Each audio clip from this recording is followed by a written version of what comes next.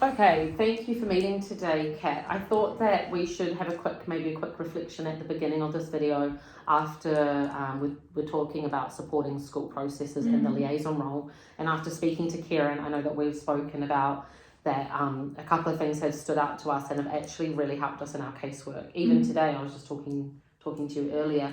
So I think for both of us, after listening to Karen's video, it was around that he really values listening to understand the whole situation. Definitely not jumping to conclusions. He likes to go to each person that's involved and make sure that he's really understood where they're coming from before he makes a decision.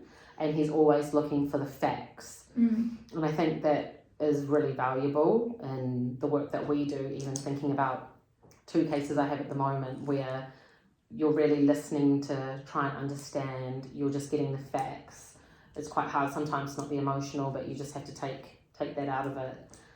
Has been really beneficial for me to move forward. And like I said, like with that, I was just talking to you about that parent who said that they finally have the confidence to speak up and say something after listening to her to understand the whole situation. So I think for me, it's been really valuable that he's talked to us about that. And I know he's talked to you about it too, hasn't he? Yeah, so I recently had a case where it was getting a little tricky. And yeah, again, coming back to the facts, and sometimes as RTLBs, we might want to go to the next, what we think's the next step, but you kind of have to retrieve those facts. And I think probably this year, that's probably been my biggest learning, just even like how we write up casework, how we communicate, we're just getting those facts, yet those relationships are so important as well. So like reading the room, which we've talked about many times, and checking in when the right time to retrieve those facts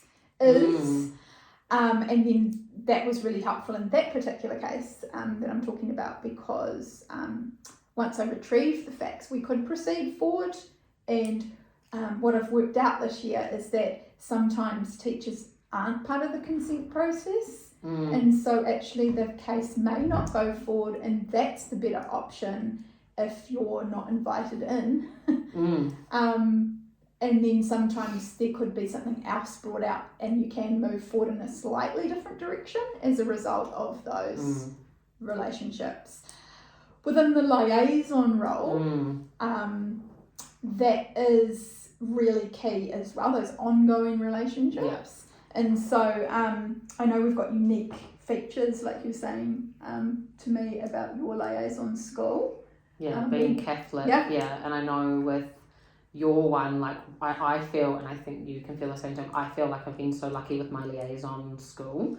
They've been so welcoming. I mean, you've got to, like they said in the module, it is all about relationships and building, earning respect, being respectful, listening to them, I guess listening to understand.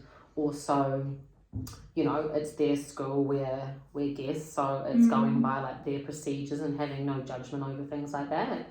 How they want to do things is how they want to do things. We just have to support them. But I've been very lucky with mine.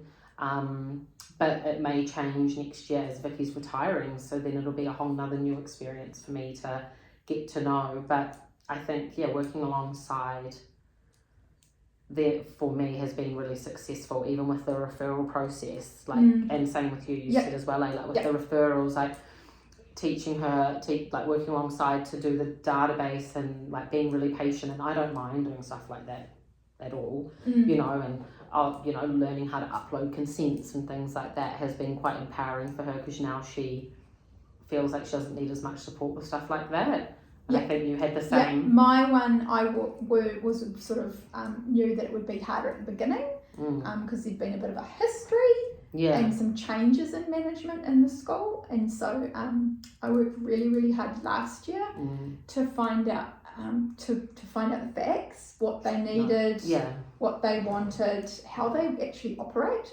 So the acting principal used to be the SENCO, so she's a real vested interest in everything. So everything I do with the LSC or the SENCO that is now employed there, everything goes through the acting principal.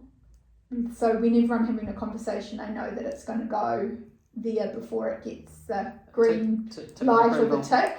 So including that person in on emails is Yeah. really, really important. All casework, everything goes through her. She likes to be CC'd on everything.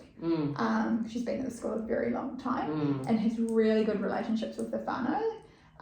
She's probably generations have come through. It's a small school like your one as well, so the relationships, even with the staff, everyone's close. They never have movement at St. John's.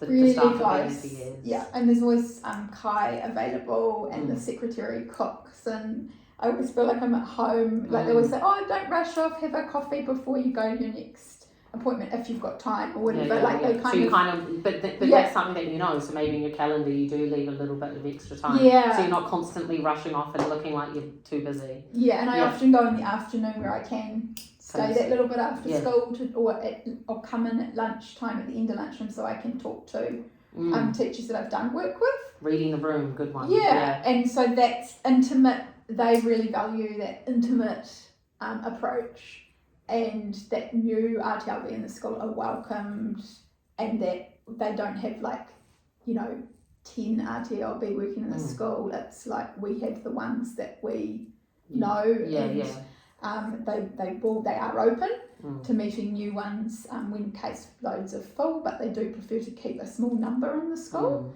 And they probably don't refer that much to that, like mine. They're very good at, Vicky knows her children inside and out, and it would be the same for you. That, they only refer when they really, really feel like they need to. And so it's quite interesting. You can talk to Vicky about any child and she'll know them inside out. My one, they've changed over time. So at the beginning there was very few, and then as they gained respect, understanding, sort of looked at how we were doing things differently from before, they started more referrals and systems, they were more open, so now they're doing BSLA and steps, and they'd never done anything like that before.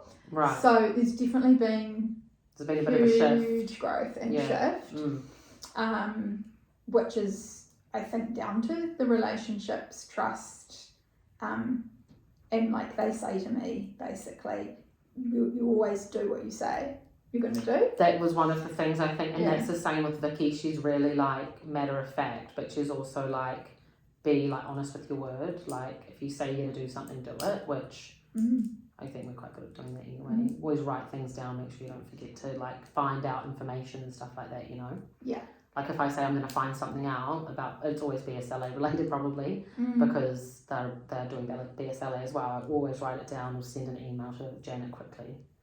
Actually, that's the other thing, this acting principal, when I realised that she really relaxed with me and she trusted the whole process, she started sending, she said, oh, I've got something on this I'd like to share with you. Oh, that's so nice. I thought, wow, she's actually thinking about what I'm doing and she's considering it. It's not just I'm a stranger anymore. I think for them it could be quite hard though, couldn't it? Especially in the small schools that we have, when they have such close relationships with everybody, letting an outsider in, or having previously bad experiences can probably put them off, because you're opening someone up to your little life, aren't you? And they do things slightly differently. This one, she'll have children. She just loves all the kids and she knows all the families. She'll walk them across the road, and she knows she's taught all the different families and over generations, and so it's more than a job. It's kind of same with Vicky. She's been there for so long. And she's just she's amazing. So you kind of become one of the family when you're in. It's nice though, isn't it? Because even with my one, it's it's so small. So I always see the principal. We have chats, and it doesn't feel. It's just really nice. But that's another thing that Kieran mentioned in his video, because I know previous manager wanted people to move around every couple of years, but Kieran has had he had the same liaison for 10 years, because the school really had high expectations, so he would work alongside RTLB that worked in the school to make sure that they were feeling safe and stuff. So I think for us, changing liaison would be actually quite stressful for some schools. It wouldn't be beneficial, it would break down the relationship a bit, like with your, especially like with our ones. If we had to move every couple of years, I feel like it wouldn't be the best idea. But. And when you talk to them about it, I know that's been their preference in the past to, if things are working well. Why change it? Yeah, and if you're still communicating with them and asking and, you know, is there anything you'd like to change, or is there, you know, what would you see as ways we could improve or whatever, then you're opening that discussion so that they feel free to talk to you about those things, and they realise that we're just trying to support and help as much as we can. Yeah, it's quite an interesting role, the liaison role. It's cool though. Yeah, it's quite cool. Yeah. Right, thank you.